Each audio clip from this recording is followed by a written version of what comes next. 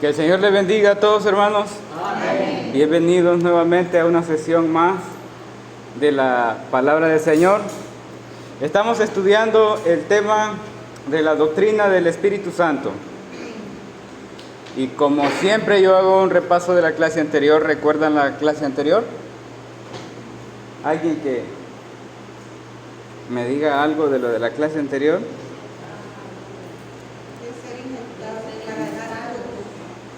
¿Cómo?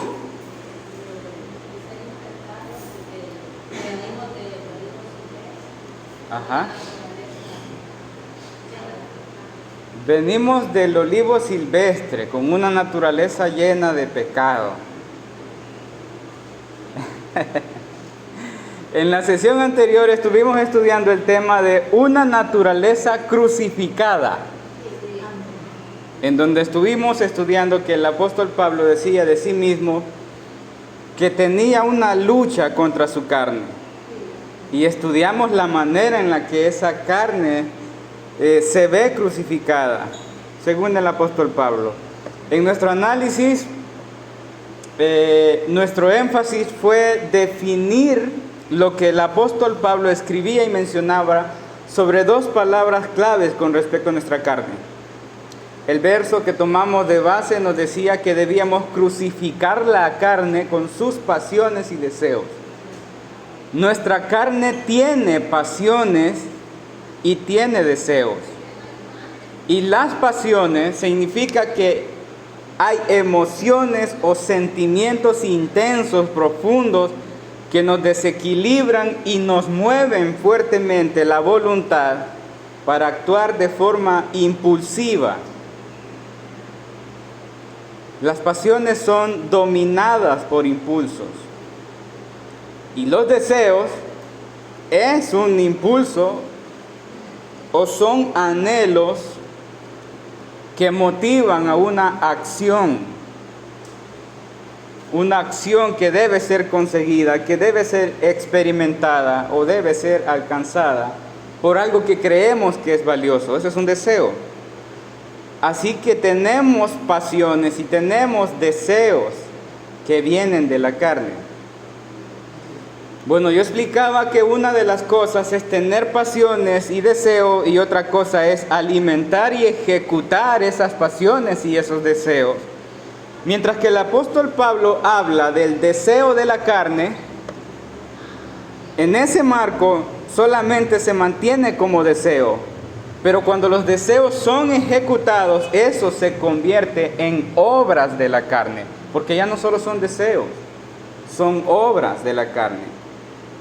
Y pues yo enseñaba que es justamente eso lo que vemos en nosotros cuando somos cortados del olivo silvestre y injertados en Cristo. Entendemos que nuestros deseos vienen de un origen. Y ese origen no es Cristo. El deseo de pecar no es de Cristo. Eso viene de una naturaleza que traemos. ¿Y de qué naturaleza sería entonces? Exactamente, la del olivo silvestre. El apóstol Pablo nos enseña en Romanos capítulo 13, 14, no proveáis para los deseos de la carne. Y esto significa que tenemos que luchar con esos deseos y tenemos que evitar los campos fuertes contra el pecado.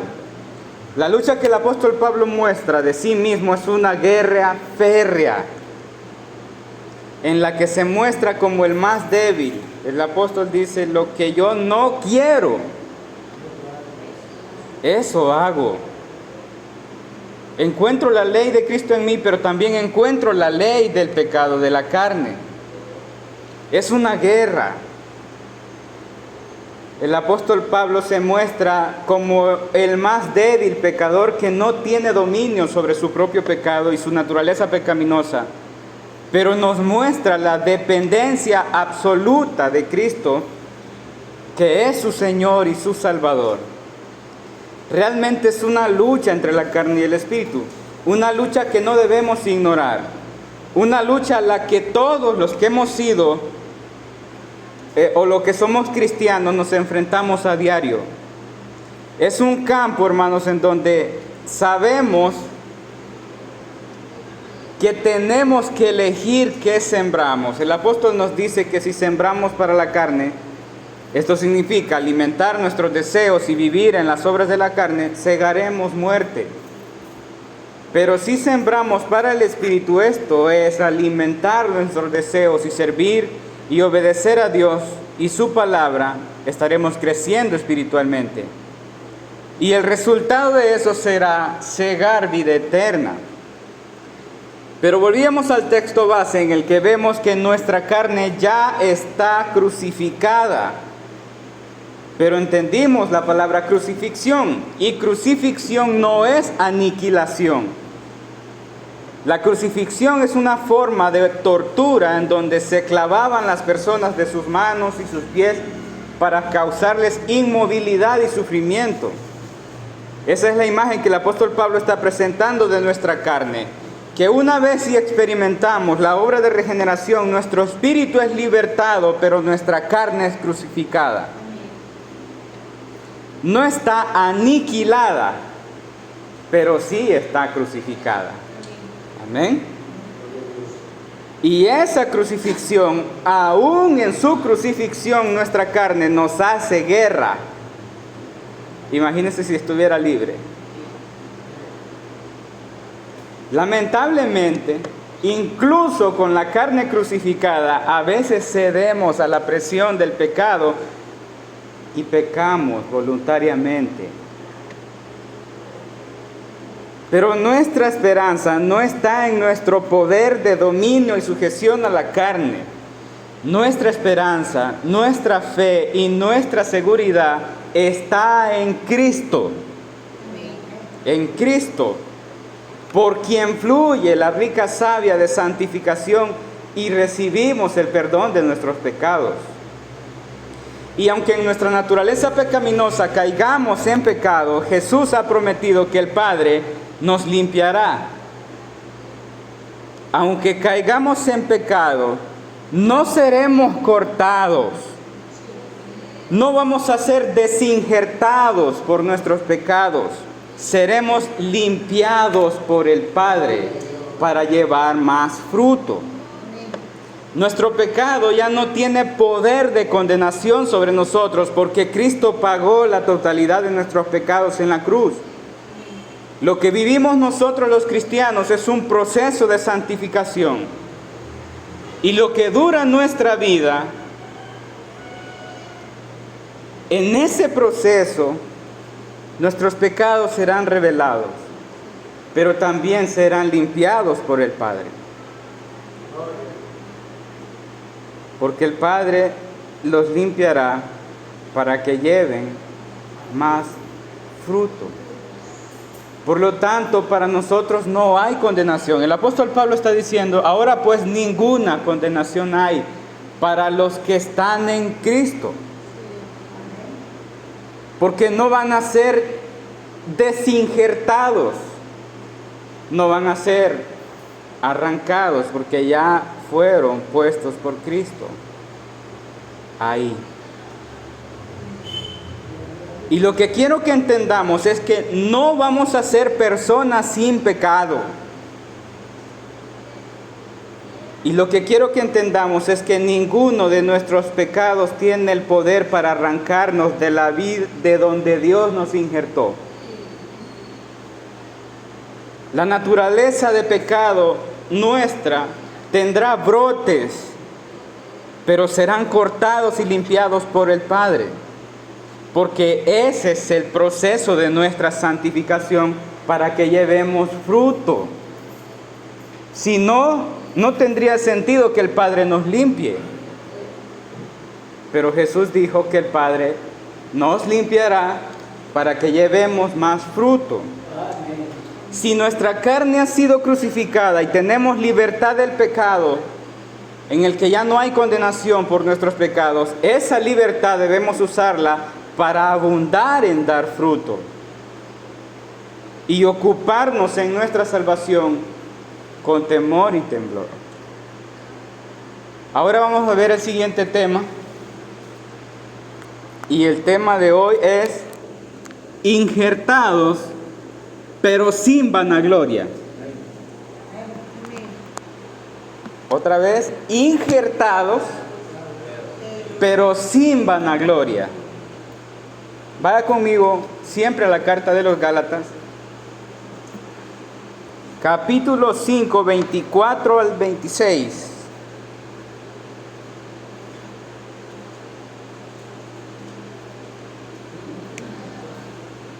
Carta a los Gálatas, capítulo 5, desde el versículo 24 al 26. ¿Lo tenemos?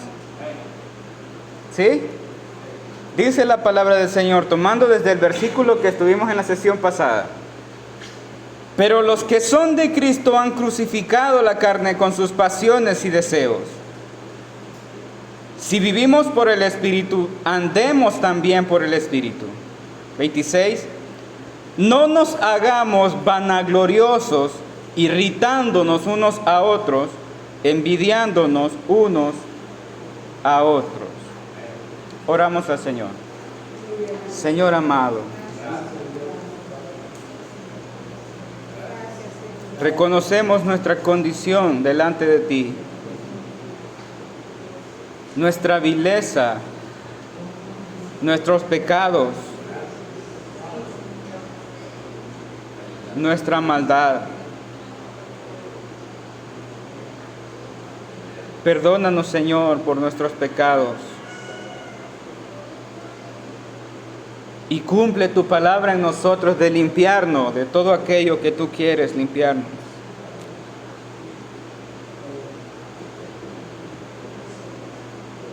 Ayúdanos, Señor,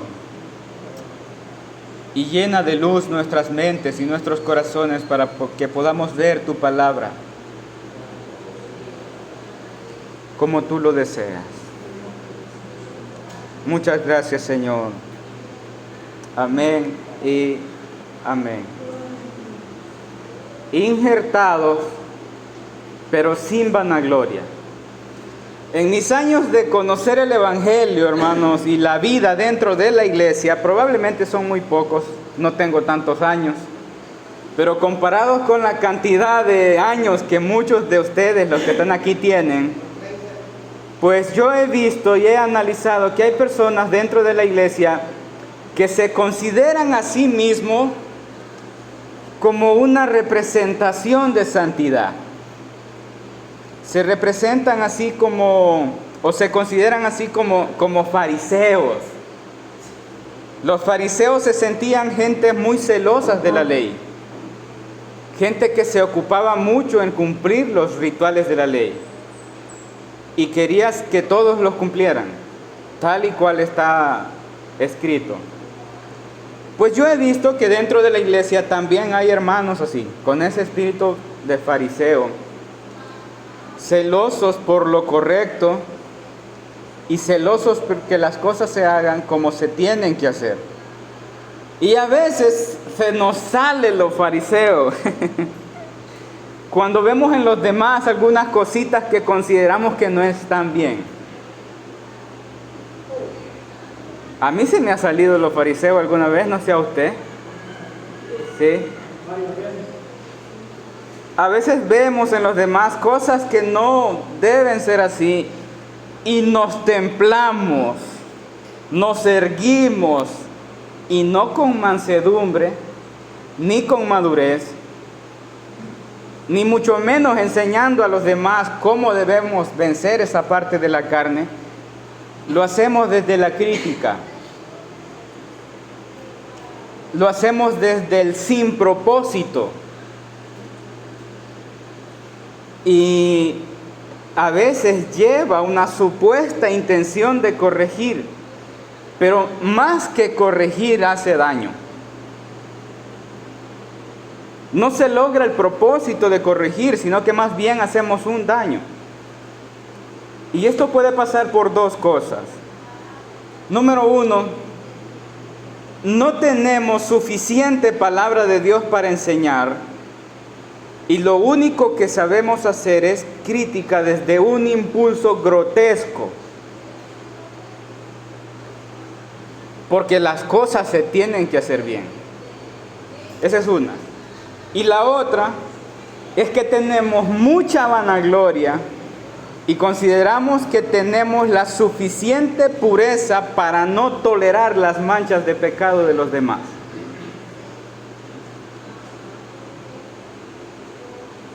¿Cree usted que esos problemitas se dan? Sí, sí se da.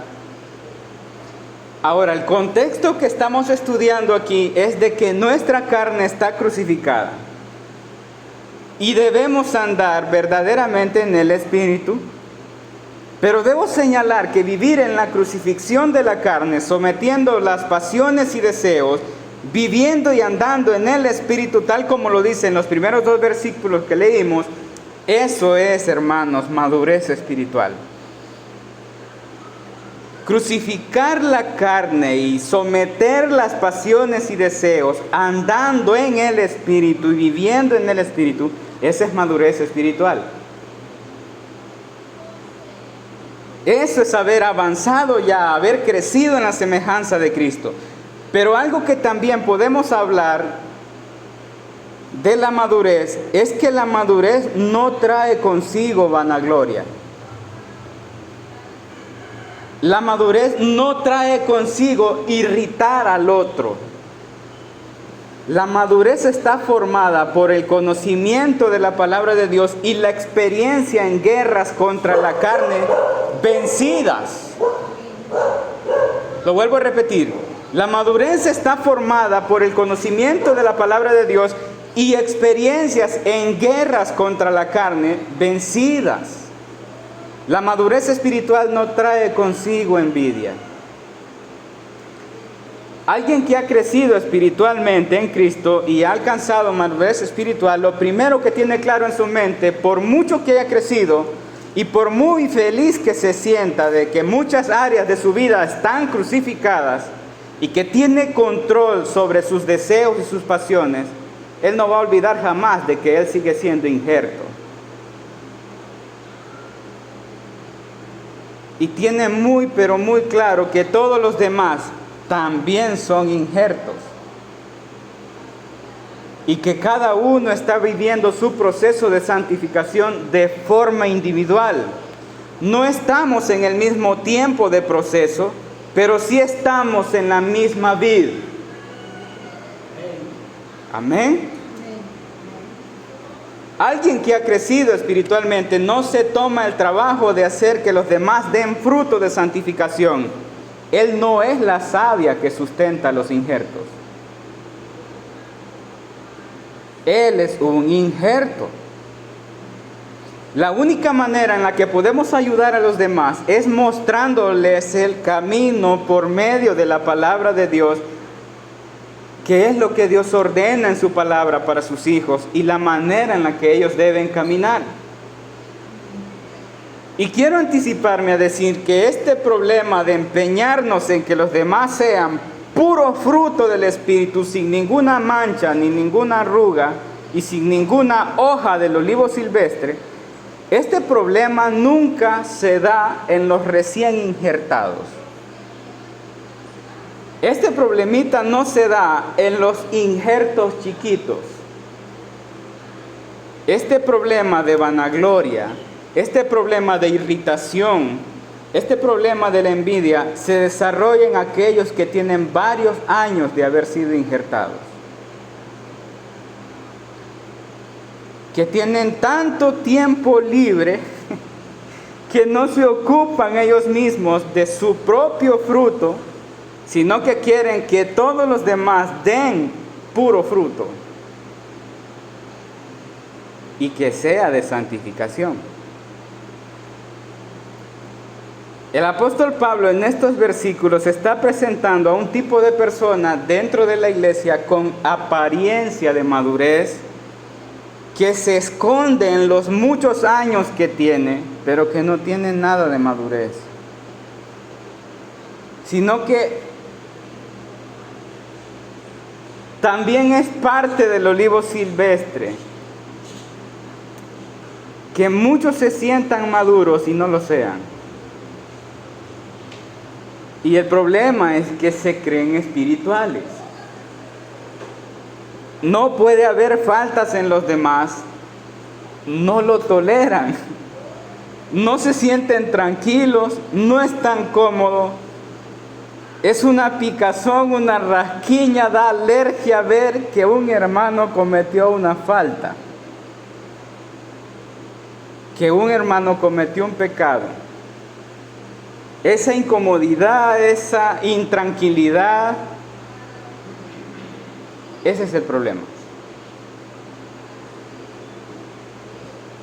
Sienten una desesperación por esa hojita silvestre del hermano y no están tranquilos hasta que se lo hacen saber a todos los demás injertos de la iglesia que aquel hermano tiene una hojita silvestre. Y si es un poco más educado, ya no se lo dice a todos los demás de la iglesia, se lo dice a los que están cerca de él. Comparte en su casa con los de su mesa aquel mal que hay en aquel hermano. Y si no lo hace con los de su mesa, lo hace con las personas de más confianza, con las personas con las que trabaja. Pero tiene que asegurarse de que aquel que va a escuchar lo que él dice del otro, también conozca al otro injerto. Y esto con el propósito de que lo vigile, de que vea aquel mal, de que vea aquel pecado silvestre que tiene el hermano. Y se creen tan espirituales que hablan de los líderes de la iglesia, expresiones como: yo no sé por qué estos líderes toleran estas cosas en la iglesia. Yo no sé por qué es que estos líderes no actúan como deben actuar.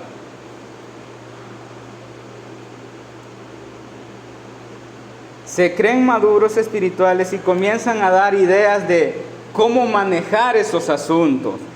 Yo pienso que deberían hacer así, así, así, así y así, para corregir estas cosas, porque tienen que estar bien. No deben dejar pasar tanto tiempo estas cositas. Si yo fuera, ya ratos hubiera llamado a todas estas personas para poner las cosas en orden.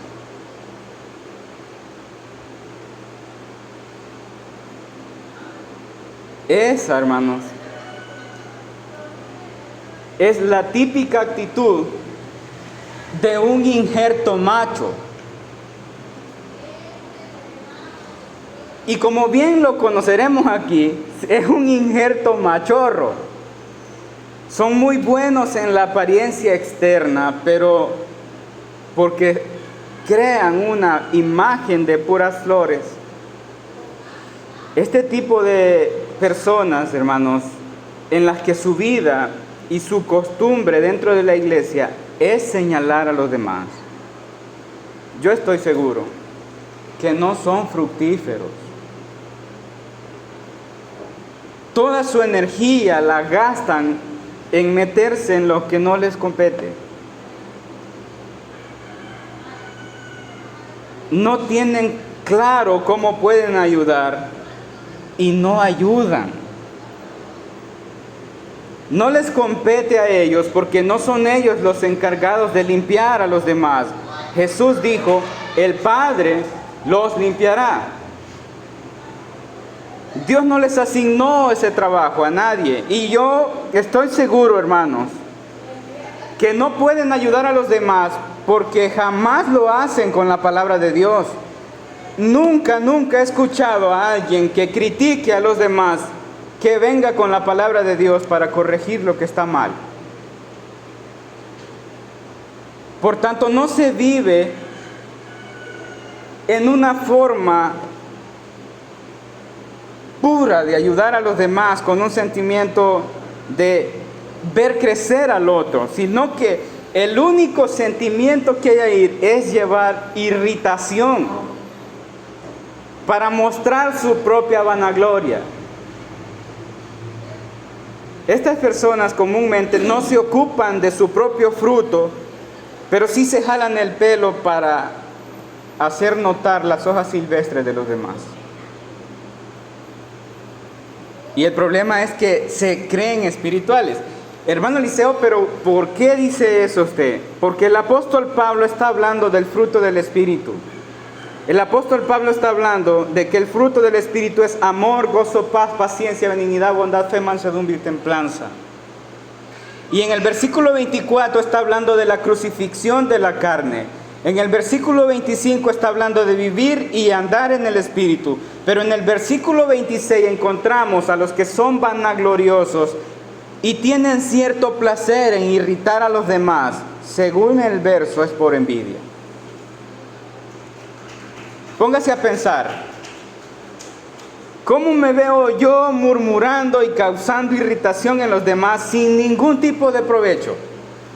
Y véame a mí, tómeme a mí como ejemplo. ¿Cómo se ve el hermano Eliseo?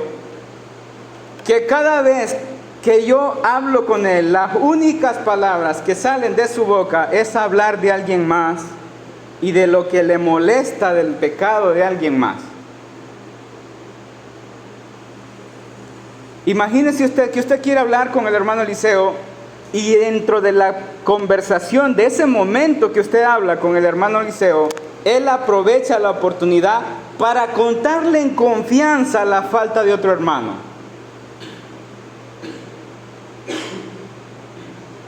Y no solo la cuenta el hermano Eliseo, sino que aprovecha a señalar la ineficiencia del liderazgo y expresa qué desgracia la dirección que tenemos en la iglesia. ¿Se imagina usted, Eliseo?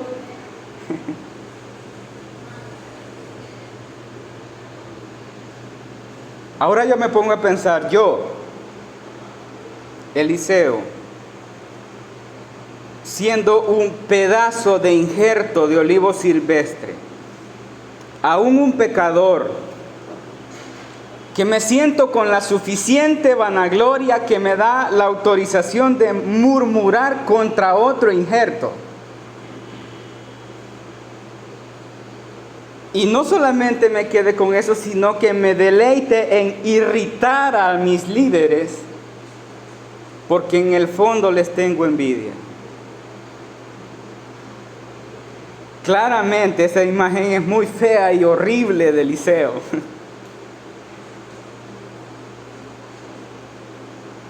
Y si se supone que Eliseo está alimentado de la savia rica del Espíritu Santo, qué mal se ve Eliseo.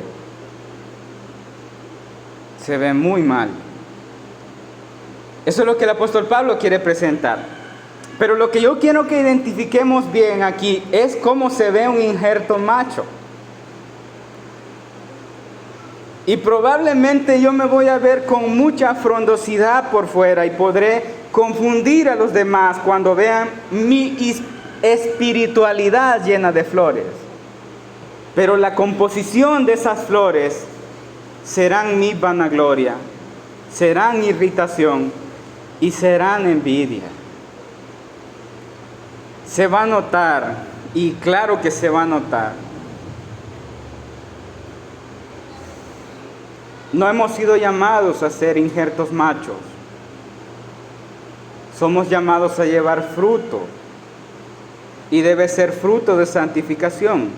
Somos llamados a presentar nuestra vida, la esencia del Espíritu Santo en el fruto del Espíritu, en nuestras acciones. Y la vanagloria, la murmura, la irritación y la envidia no es fruto del Espíritu. El fruto del Espíritu es amor, gozo, paz, paciencia, benignidad, bondad, fe, mansedumbre y templanza. Por eso para mí es muy importante que entendamos quiénes somos, y es muy importante que aterricemos en la idea de la verdad de que estando aún en Cristo todos somos pecadores y cometemos faltas. Hemos despertado en vida nueva en Cristo, pero hemos despertado en una guerra con nuestra propia carne. Todos. Todos.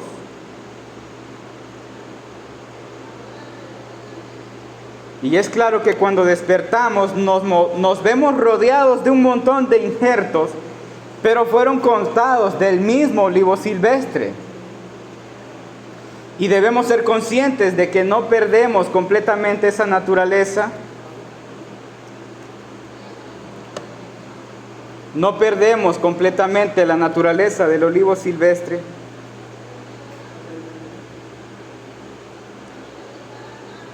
Pero guerreamos contra la naturaleza del olivo silvestre.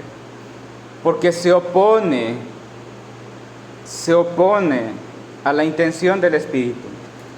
Fuimos cortados e injertados contra naturaleza.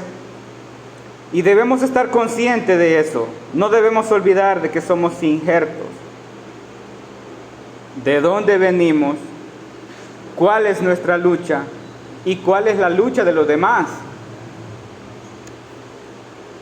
Y los que ya han crecido más, los que ya tienen mayores victorias, ellos deben guiarnos a lo largo de nuestra vida por medio de la palabra de Dios en el proceso de nuestra santificación. Dios lo quiso así. Pero ¿cómo? ¿Cómo lo harán? El apóstol Pablo continúa en el capítulo 6 de Gálatas capítulo 6. ¿Lo tenemos ahí cerca? El apóstol Pablo, en estos versículos, desde el versículo 1 hasta el versículo 10, el apóstol Pablo nos exhorta a conocer nuestra posición en Cristo, como siendo injertos. Debemos ser conscientes de aunque somos injertos, no debe haber vanagloria. Debemos tener claro que no importa qué tan avanzados estemos en nuestro proceso de santificación, no debemos olvidar jamás que somos injertos. Y así como yo soy injerto, cortado del olivo silvestre, los demás también lo son. Así como yo lucho con mi carne, los demás también luchan con la suya. Y a continuación el apóstol Pablo nos mostrará la forma correcta en la que debemos ayudar a los demás en su crecimiento y lucha por su santificación. Vamos a leer Gálatas capítulo 6 desde el versículo 1 al 10. ¿Lo tenemos? Hermanos, si alguno fuera sorprendido en alguna falta, vosotros que sois espirituales, restaurarle con espíritu de mansedumbre, considerándote a ti mismo, no sea que tú también seas tentado. Sobrellevad los unos las cargas de los otros y cumplid así la ley de Cristo. Porque el que se cree ser algo, no siendo nada, a sí mismo se engaña. Así que cada uno someta a prueba su propia obra, entonces tendrá motivo de gloriarse solo respecto de sí mismo y no en otro. Porque cada uno llevará su propia carga. El que es enseñado en la palabra, haga partícipe de toda cosa buena al que lo instruye. No os engañéis, Dios no puede ser burlado, pues todo lo que el hombre sembrare, eso también segará. Porque el que siembra para la carne, de la carne segará corrupción, mas el que siembra para el espíritu, del espíritu segará vida eterna. No nos cansemos pues de hacer el bien, porque a su tiempo segaremos si no desmayamos. Así que según tengamos oportunidad, hagamos bien a todos, y mayormente a los de la familia de la fe. Aleluya. Si usted puede notar en esos 10 versículos, no hay lugar para la vanagloria. En el primer versículo el apóstol Pablo dice: si alguno fuera sorprendido en alguna falta, vosotros que sois espirituales, restaurarle con espíritu de mansedumbre, considerándote a ti mismo, no sea que también tú seas tentado. ¿Qué quiere decir? No olvides nunca que tú eres injerto. Y fuiste cortado del olivo silvestre. Si hay alguien al que sorprendes en alguna falta, restáurale ¿con qué? ¿Con crítica? No, con espíritu de mansedumbre, considerándote a ti mismo. Eliseo, tú también fuiste cortado del mismo lugar. No sea que también tú seas tentado. El versículo 2 dice, sobrellevad los unos las cargas de los otros y cumplir la ley, y cumplid así la ley de Cristo. Sobrellevad las cargas los unos de los otros. Este versículo nos está diciendo que debemos aprender a entender nuestro proceso de santificación y el proceso de santificación de los demás. Así es la única forma en la que podemos cumplir la ley de Cristo, amando a nuestro prójimo como a nosotros mismos. Arriba está diciendo que puede ser que encuentres a alguien en una falta. Sí, pero tú tienes que sobrellevar esa falta. ¿Cómo? Debes aprender a entender que tú estás en un proceso de santificación y él está en un proceso de santificación. Amén. Versículo 3, porque el que se cree ser algo, no siendo nada, a sí mismo se engaña. No debes creerte la vid. Debes saber que eres injerto. No te creas más de lo que eres. No eres la vid, eres injerto. No te engañes con falsa santidad, porque tú también tienes pecados que deben ser limpiados.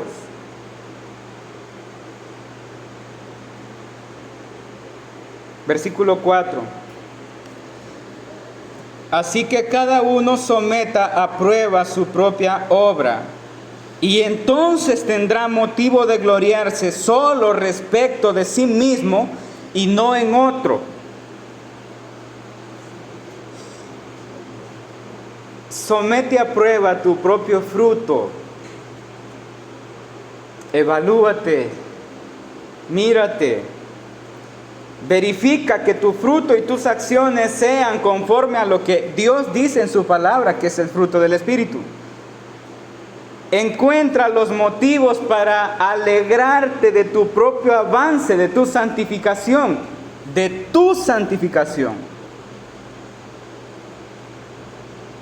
Cada uno someta a prueba su propia obra y entonces tendrá motivo de qué gloriarse. Solo respecto de sí mismo. Cuando yo veo mi vida y veo el avance que he tenido en mi santificación, entonces yo puedo glorificar a Dios porque Él ha hecho la obra. Versículo 5. Porque cada uno llevará su propia carga. ¿Qué quiere decir? Cada uno lleva su propia lucha. Cada uno lleva su propia guerra. Cada uno está luchando contra su propia naturaleza. Ese es un proceso individual de santificación. Y cada injerto tendrá sus propios problemas. Amén. Cada uno llevará su propia carga. Versículo 6. El que es enseñado en la palabra, haga partícipe de toda cosa buena al que lo instruye. Aquí el apóstol Pablo nos está diciendo que las personas que son instruidas en la palabra de Dios deben hacer algo muy importante y muy especial. Y es ir a aquellos que les han enseñado y expresarles el avance que han tenido en lo que aprendieron de la palabra de Dios. El que es enseñado en la palabra, haga partícipe de toda cosa buena al que se lo enseñó. Usted puede ir y decir, hermano, fíjese que ya vencí esto. Qué bueno, gloria a Dios. Versículo 7. No os engañéis. Dios no puede ser burlado, porque todo lo que el hombre sembrare, eso también segará. El apóstol Pablo nos está diciendo, nadie debe ocuparse en los frutos de los demás. Todos estamos sembrando de una u otra manera en nuestra naturaleza. Y el Padre solo limpiará a los que están en Cristo para que lleven fruto.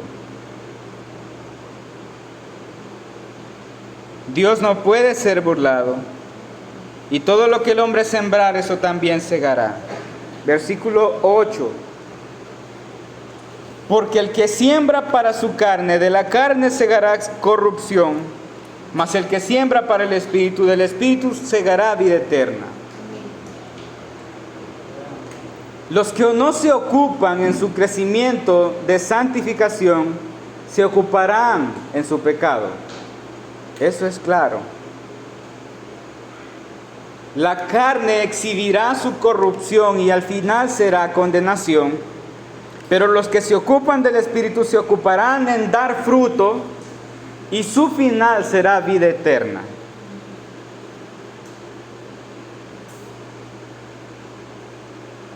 Versículo 9. No nos cansemos pues de hacer el bien, porque a su tiempo segaremos, si no desmayamos. El apóstol Pablo sabe que es una guerra. Y en ese versículo utiliza la palabra desmayo. Y lo utiliza no en el contexto de guerra, sino en hacer el bien.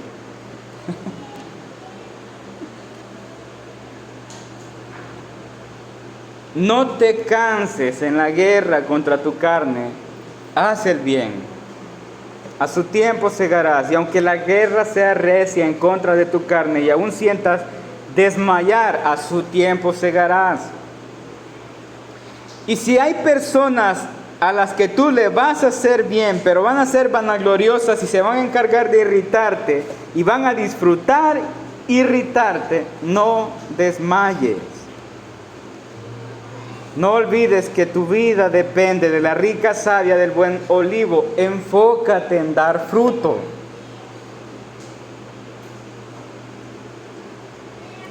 Versículo 10. Así que según tengamos oportunidad, hagamos bien a todos, mayormente a los de la familia de la fe. Hay algo importante en este versículo que me gustó y es que hace una diferencia. Dice, así que según tengamos oportunidad, hagamos bien a todos. Y mayormente a los de la familia de la fe. Aprovechemos cada una de las oportunidades que tengamos de hacer el bien a todo el mundo, incluso a los que nos irritan, pero mayormente debemos hacer bien, procurar el bien, intencionalmente hacerles el bien a los de la familia de la fe, a los que te guían con madurez en el camino de tu santificación, a los que te guían sin vanagloria, a los que te guían sin irritación, a los que te guían sin envidia, a los que entienden tu proceso de santificación como injerto, a los que están contigo y disfrutan la rica savia de la vid y te hacen ver el privilegio de ser injertado. A esos, hazles el bien. Procúrales el bien. Esta es la clase de hoy, hermanos. Que el Señor les bendiga.